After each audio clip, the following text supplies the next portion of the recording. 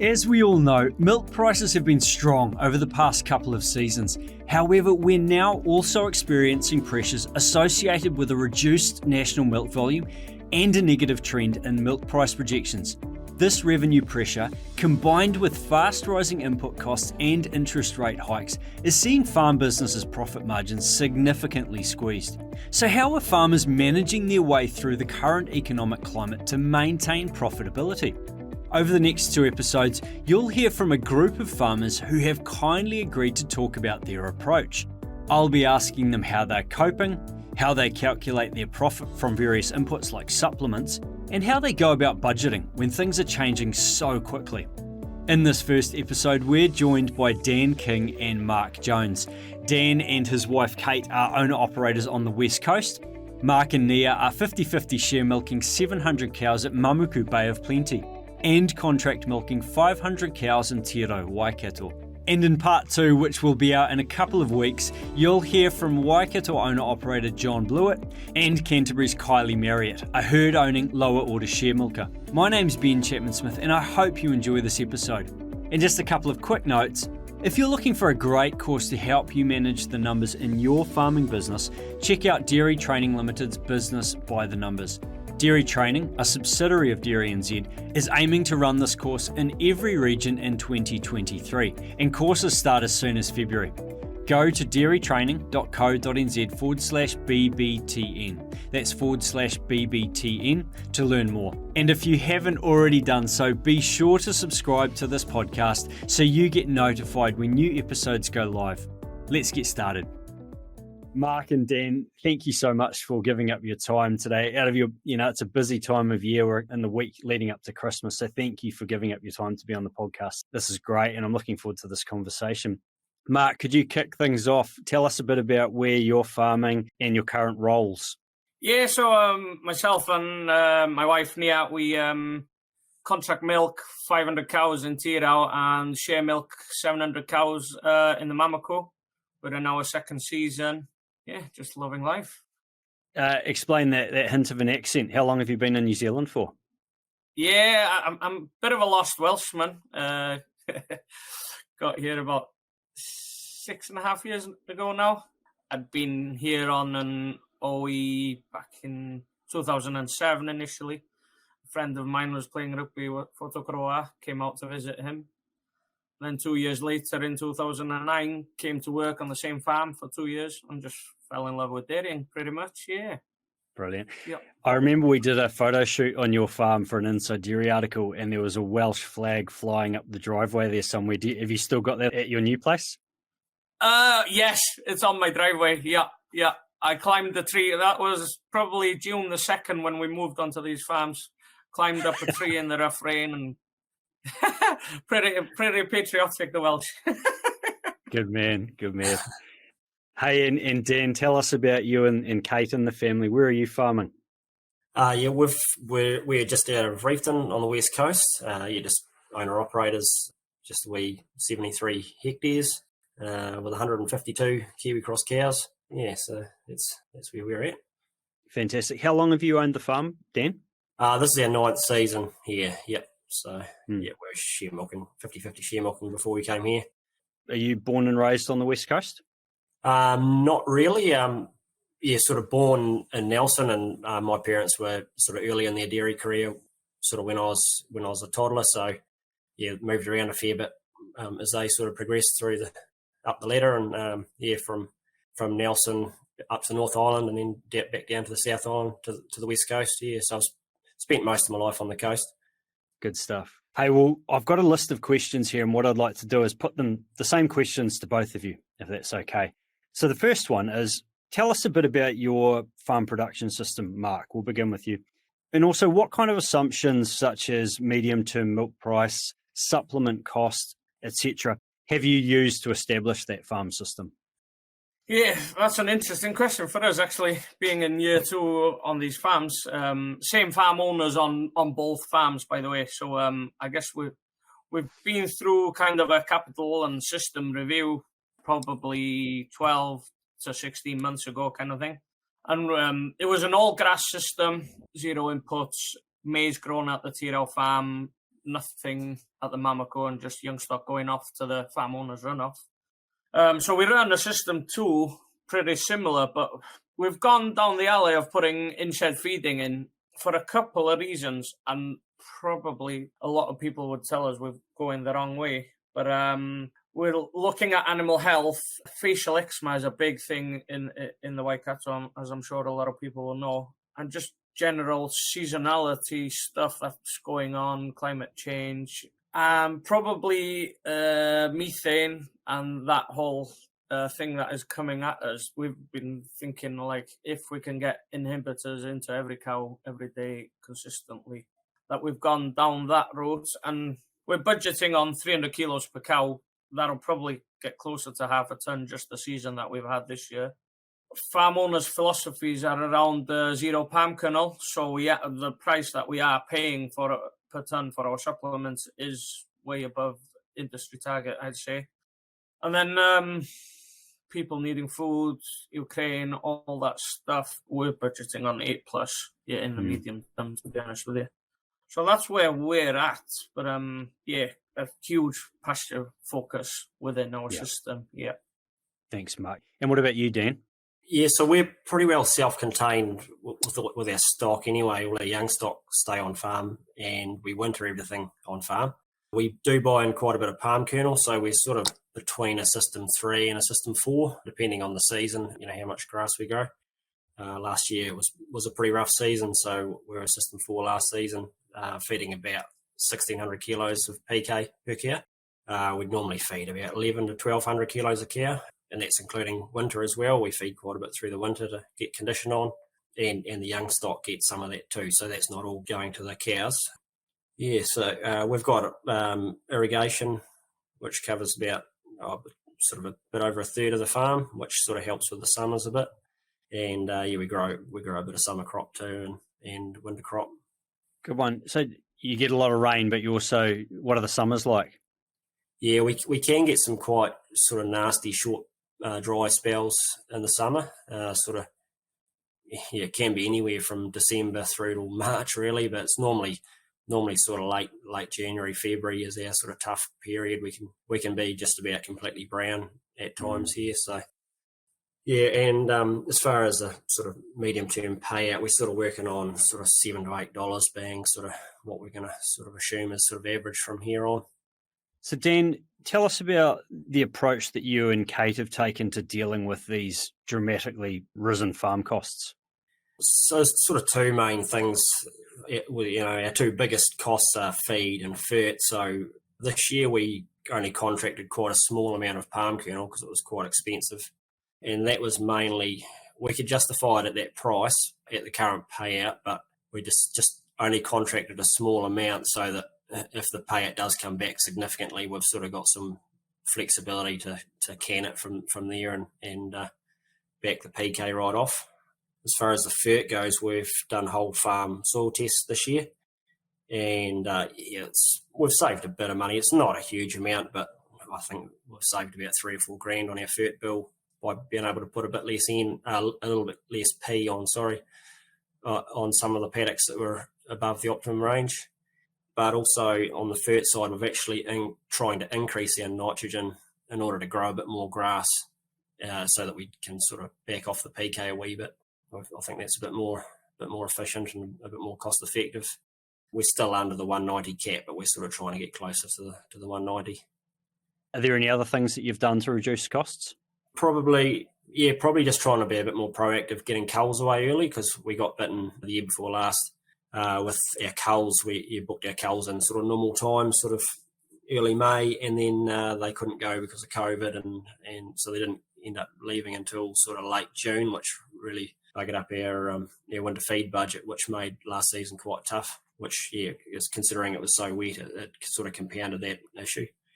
So, that's another thing I'd say is just, booking culls in early, probably a month earlier than what we would have in the past, and just accepting if it's a good autumn, then we've got more grass that we can push into the winter and possibly feed the remaining cows, keep them milking for longer, and or push the winter feed into the spring a wee bit, give us a bit more buffer in the spring.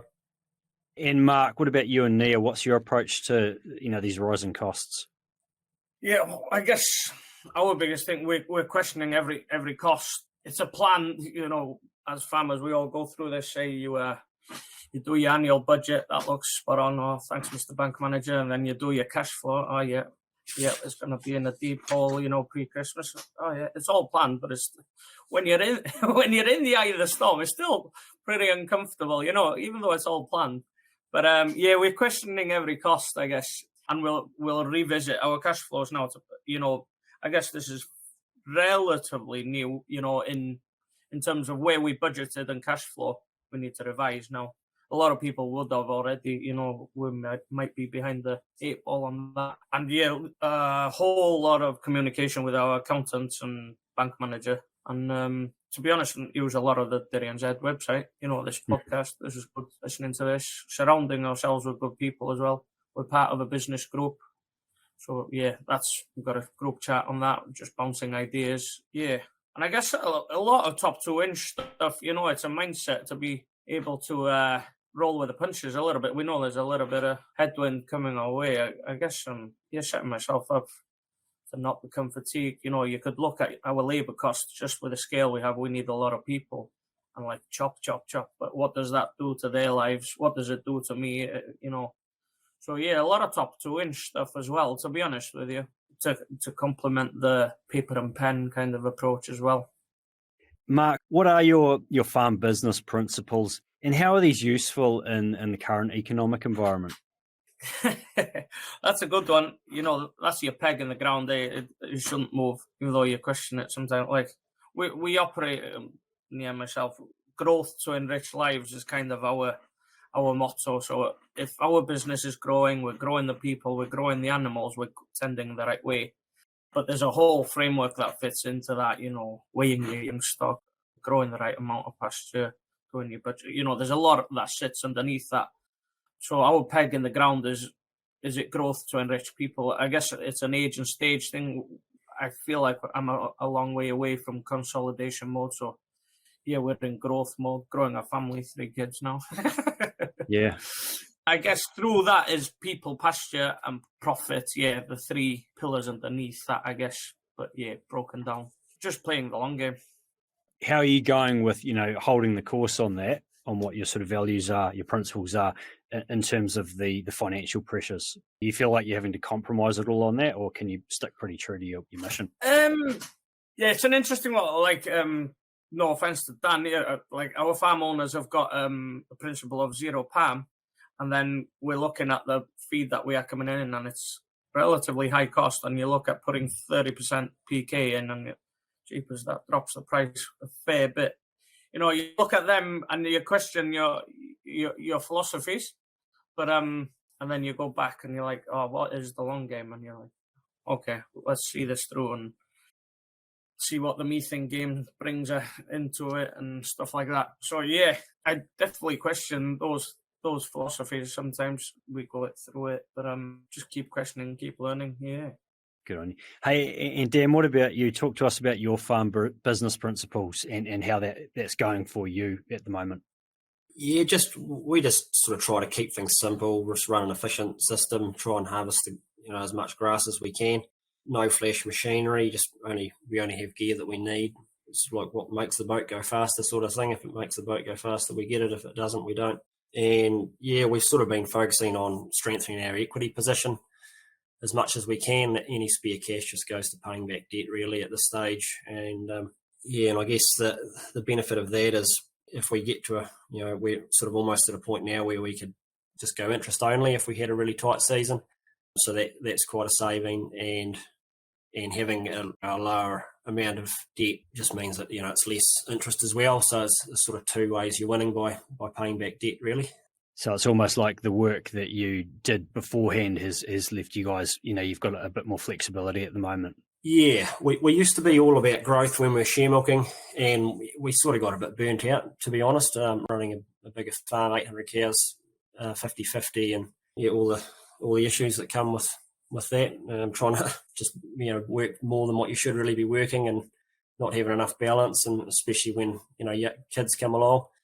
So we're sort of now we're not really interested in growing our business any bigger. We just want to make our business stronger so that we've got a good foundation for the future, really. How do you calculate the profit that you make on various inputs, Dan? For example, supplements.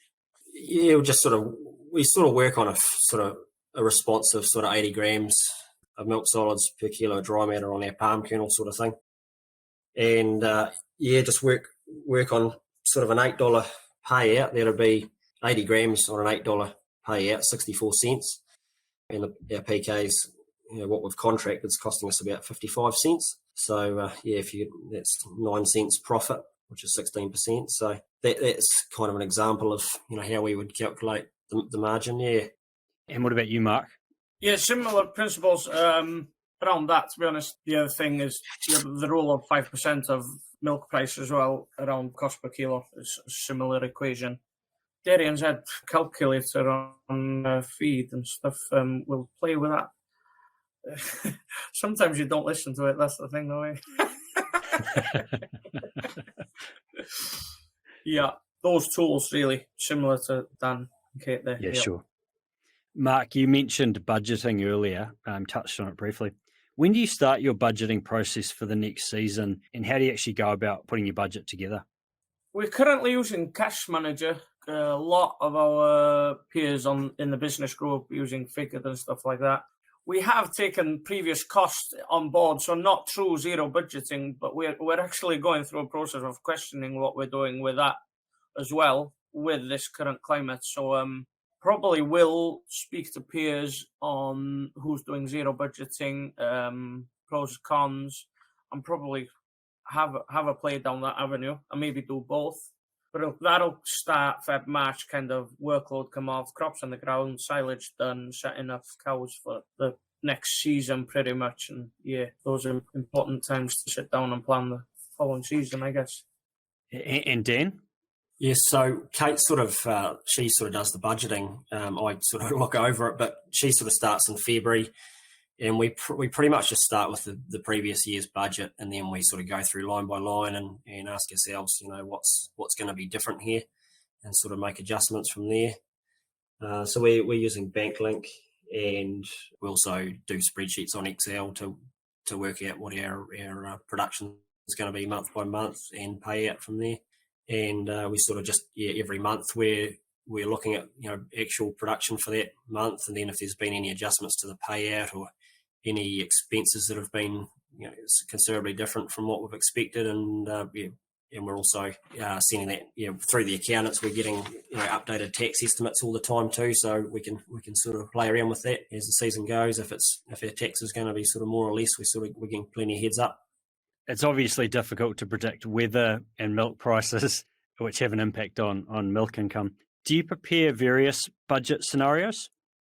Not really. We pretty much just work on sort of the forecast milk price, and just an average production season really. But we do like to carry plenty of baleage and hay just to allow for those weather variances. Just in case we do get a big drought or a really wet period, so that we can we're not under too much pressure trying to buy in baleage when everybody else wants it and that sort of thing.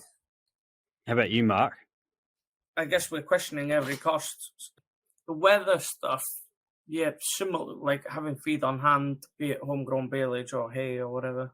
Various budgets will probably, on small costs. Like, for instance, now we find ourselves spending a lot on R&M, repairs and maintenance on machinery, and made the decision buy a little bit more new gear, small gear, bikes and stuff like that for the farm, and then put them into the short-term loan kind of scenario. We would have in the past maybe just paid cash for it and rolled on kind of thing. We're just kind of questioning everything like that now, keeping the long-term and short-term finances kind of separate in our thinking to make sure the here and now happens as such. Question provisional tax and stuff like that. Sat down with the accountant.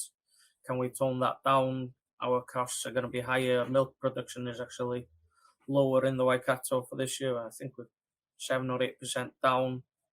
So yeah, small things like that, splitting bills, cash flow wise, having the conversation with people. Oh, can we split that? Can we spread that? The big ticket items. Mark, how does, what we're going through at the moment economically, how does that compare to anything you've been through since you've been dairy farming in New Zealand? Is this the sort of tightest time that you've been through? Yes, in New Zealand, yeah. Those years prior to us coming to New Zealand were pretty tight, the $3 and $4 payout. So, but in that same period, we were dairy farming in Wales and went through and saw some pretty dicey things going on in the company market, and that just goes to show that I'm going on a tangent a little bit here, but the power of having a cooperative was a big decision in us coming to New Zealand. Nia's parents have a 300-cow family farm. They're part of a small cheese cooperative in North Wales, and you'd see other companies just slashing, not picking up milk. Pretty bad scenario. So we've seen it, not firsthand on our business, but I guess that forms you as a person. I'm just interested in knowing, are there any lessons that you've learnt from those times back in Wales that you'd recommend to farm business managers? Yeah, just knowing your numbers is a big one. I guess EQ is what I always harp on about with you. Emotional intelligence, being able to get a state of mind that you can roll with the punches and playing the long game to get through it. Yeah, but knowing your numbers, knowing where you're at, you can't manage what you don't measure. Can you just talk a bit more about when you talk about the EQ side of it? Talk a bit more about what you mean there. Farming's hard, and gone from an 800-cow sharemilking job down to 150. It's tough, and building my resilience and emotional intelligence is pretty important to me. Not that any scenario is bad. Our goals are different, so we're building towards that. And what builds that is not getting fatigued, mental health, all that stuff. So building EQ, the books I read, the podcasts I listen to are all around success or resilience or that kind of stuff. And yeah. That's great. Now, thanks for bringing that up, Mark, because obviously we're talking numbers and things in this podcast, but obviously that's a huge part of it is the mental state, right? And have you got any advice to people who are, struggling at the moment with worry about how things are going financially? I'm probably going off the PC, but just get a bottle of rum and sit with your mates. That's as important as it gets, and I'm pretty good at doing that. Now, honestly, surround yourself with people that have a chat, and it's hard for men. We the mental health week and stuff like Kane was the other week on your podcast. It's pretty important just to have a yarn and get it off your chest, and and 9 times out of 10 people are going through the same thought process anyway. So just that relief of having it out, and it might be 3 rums or it might be 6 rums deep that you get all your truths out of you, but that's me pretty much. No, good man. It's a bit of a tangent, but I think it's a good one. It's a good one to talk about in this conversation. Dan, final question for you too. I mean, on same as what I asked Mark, how does what we're going through now compare to things you've been through in the past since you've been farming? And is there anything you've learned through tight times in the past that you would recommend to business managers now? Yes, to me, it's sort of not too bad just yet. When we first bought the farm here was when the payout just dropped away from the previous record payout. So, that was pretty tough those first few years. And we started off with sort of a fairly high stocking rate and, had plans of doing really high production per cow and per hectare and setting records and all that sort of thing, but pretty quickly learned that wasn't going to work with the payout really low. So we cut cow numbers quite drastically and cut our inputs right back. And so that was what we did to get through that, to avoid borrowing, putting overdraft onto term sort of thing. We didn't want to do that. We didn't want to be stepping backwards because, we're already at peak debt already sort of thing. We didn't want to go into more term debt. So, just I guess since then that felt pretty bad. Getting close to the end of our overdrafts, and we don't want to be there again. So we haven't had an overdraft for the last few years, and we sort of carry quite a high cash buffer in a savings account that we can sort of put money into and take money out of as need. And we've sort of been working on chipping away at our term loan since then. So I guess what I could say about what I've learned is to just plan ahead for your financials as far as what would happen to your business if the payout dropped down to $6, $5 again, and especially with input prices the way they are. So I guess just trying to be a stronger position to handle that if it does happen to come along. I think people are pretty good at planning ahead for the seasons as far as their feed goes, for putting feed aside for winter and summer and things like that. But I think you sort of need to do the same for your financials as well, because there is good seasons and there are bad seasons, so we need to be sort of prepared for that. That's the main thing that I keep hammering on at, but that's the main thing I've learned. Dan, you don't have to answer this, but I was curious when you mentioned having a cash buffer put aside in savings. Do you work on like a 3-month expenses, 6 months expenses, something like that? Yeah, we haven't really worked it out as such, but it's a decent amount that it's more than what we would need for, say, something like if a tractor blew up and we had a 20 grand bill, we could take 20 grand out of the savings account to cover it, sort of thing. We're not having to go to the bank for an overdraft. And then, of course, we allow enough that we're never too close to zero on our working account either. So yeah, it saves a lot of hassle too. If we cancelled our overdraft facility altogether. So if we do need an overdraft, it's kind of a hassle getting it set up again, sort of thing. So we keep well away from needing it, just so that it save that hassle. But it's always available if we need it. If we do get tight times, we can. If you have one season that's really tough, we can organise an overdraft facility and use that sort of thing. But if you're working on your overdraft all the time, you don't have as much leeway if things do get tight. So yeah, I guess we've just got a lot more conservative over the last few years since we've been here anyway. Yeah, we used to use our overdraft on and off every year when we were share milking, and yeah, we just don't feel comfortable doing that now. So no, that's excellent. Hey, and thank you so much. Look, the farmers who I've talked to who listen to the podcast have told me one of the things they really enjoy is hearing from other farmers, finding out what other farmers are doing, how they're approaching different challenges. So thank you to both of you for putting yourselves forward to do that, to come on and just share your approach with our listeners. Really, really appreciate it. And on behalf of our listeners, thank you. And I hope you both have a nice Christmas break and get to put your feet up. And Mark, have a rum or two. Sure will. Thanks for running this, Ben. This is good, This is good for people. Thanks for that. Thanks, Ben. I'll be having a rum too.